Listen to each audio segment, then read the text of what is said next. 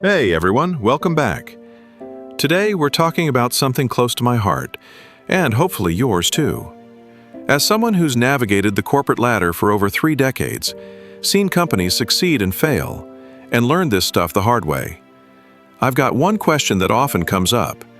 Why do some people consistently seem to achieve more than you, despite working longer hours? It's not always about raw endurance, is it? It's usually because they're working smarter. Over the years, I've learned that work smarter, not harder, isn't just a catchy phrase. It's the fundamental principle of navigating success and finding fulfillment in your career without burning out. And today, we're diving into my life lesson: work smarter, not harder. All right, before I share some stories and advice from my journey, let me just ask you, where do you spend most of your time right now? Write it down. It might be the first step towards working smarter. Now, let's unpack this a bit. We hear the term hard work thrown around a lot. And in our younger days, putting your head down and working long hours, sacrificing everything for deadlines was seen as the golden path to success. And there's definitely merit to being driven, to giving extra effort when needed. But that approach, it's unsustainable. It leads to burnout, and frankly, it rarely yields the best results in the end. I remember early on, I was young, ambitious, maybe a bit naive, working 80-hour weeks with no clear strategy. I thought sheer time commitment equated to success. But let me tell you, that's like trying to fill a leaky bucket by pouring more water in it. It just keeps getting messier. Life lesson: stop equating hours worked with value delivered. It's not about working less, it's about working differently.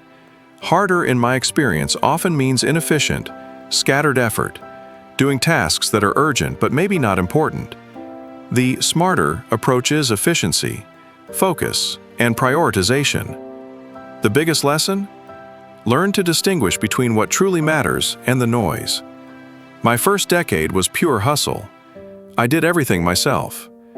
While that built resilience, it also created massive bottlenecks.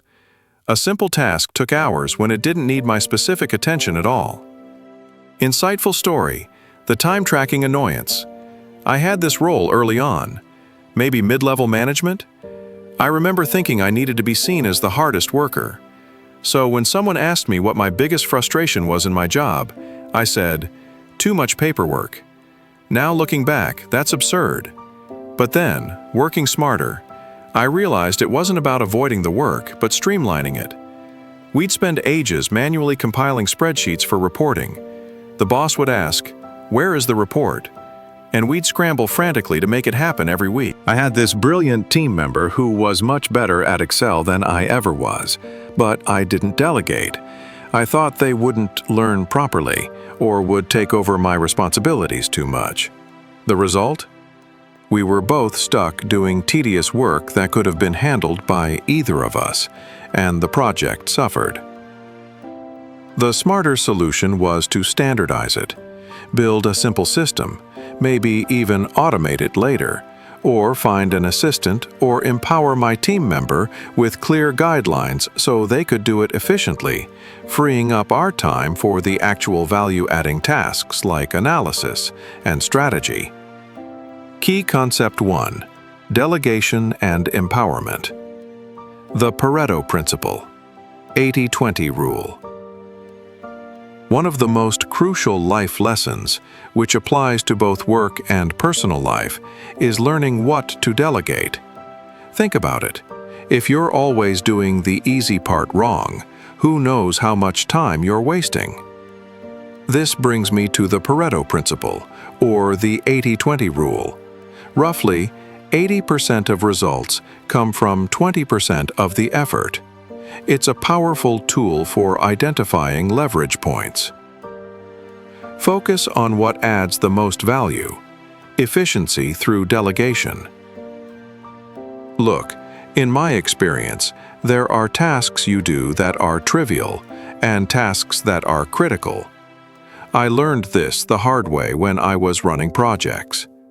A certain project required 80% of my time because it felt important, but actually covered maybe just 5% of our overall value to clients. So here's the deal. Spend your limited mental and emotional bandwidth on the critical few tasks that yield massive results, not the many small ones.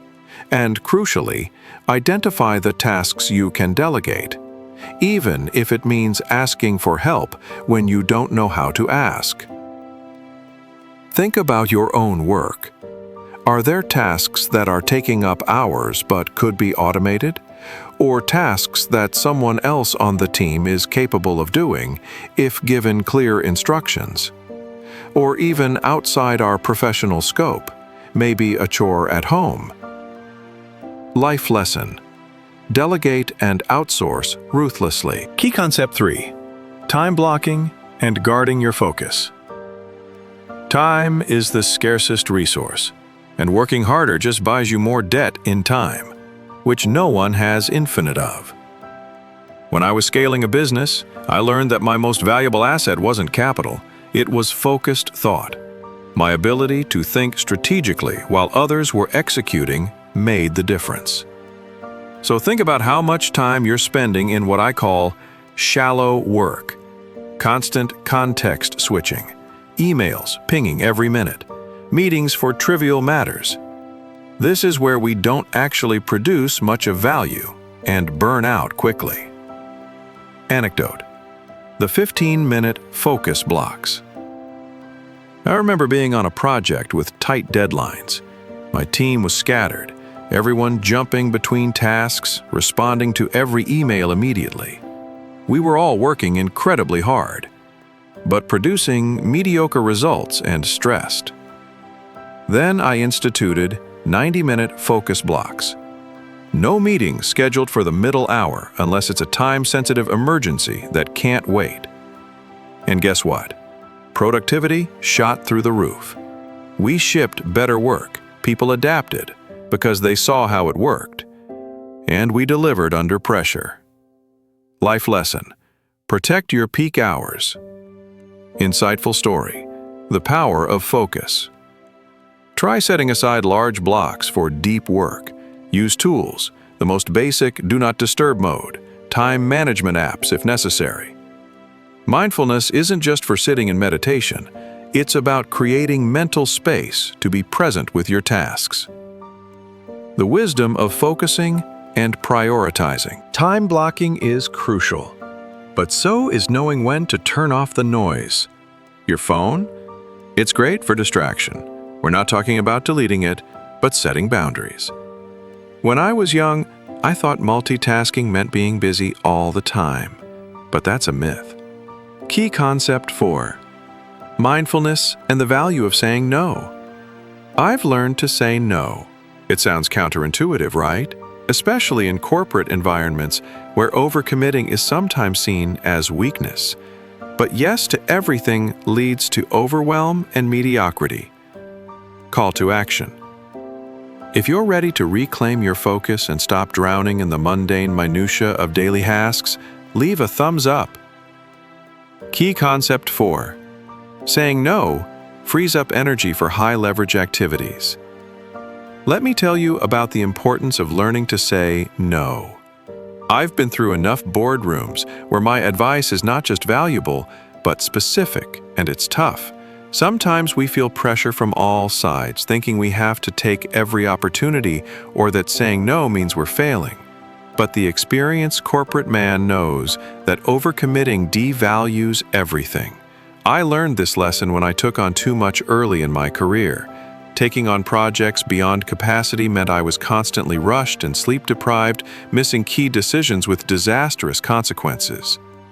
Compelling story: the burnout experience. There's a story that sticks with me. About a time when I took on too much. We were expanding my department, and everyone was after me for advice because they thought the expert should handle everything. But what happened is simple. My energy tank ran dry before the critical point of the negotiation, and I produced work that felt good but didn't move the needle. Mindfulness. Mindfulness. Now let's talk about mindfulness. or what I call mindful work. Because working smarter isn't just about efficiency, it's also about being present. It sounds almost too good to be true, doesn't it? Mindfulness at work? People are often not living their corporate career life as if it's a sprint versus making it into something sustainable and enjoyable. Deep dive. A wise man once said, actually my own advice from years of experience, I've learned that the most powerful tool is time management, but also about understanding your rhythm. Work smarter, not harder. That means being present in the moment. It's funny how many emails require immediate attention. Maybe just a quick response doesn't need you to be fully immersed. Key concept 4. Saying no. The power of boundaries. Work is easier when we are doing it. And then there's busy work. Tasks that don't require deep focus and often eat up time without significant payoff. Call to action. What truly drives you? What would you rather be remembered for in your career? The hours logged or the impact made? Insight from corporate journey. Key takeaway. This leads me to my third point, time boxing. It's a simple technique I wish I'd learned earlier. All right, let's wrap it up for this part. The wisdom is clear. Work smarter, not harder, means leveraging systems, focusing on high-leverage tasks, and protecting your valuable time. Work smarter, not harder. Keep watching for more life lessons from corporate life.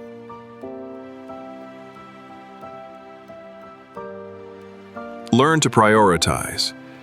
Delegate like a pro, or at least identify what you can. Automate and systemize trivial tasks. Protect your focus time. Share what resonates with you in the comments below. Let's build a community of mindful professionals together. Subscribe to our channel. We explore these themes further every week. Watch more videos on mindfulness and navigating inner challenges. Turn on notifications to stay ahead. Share if these ideas help you work smarter.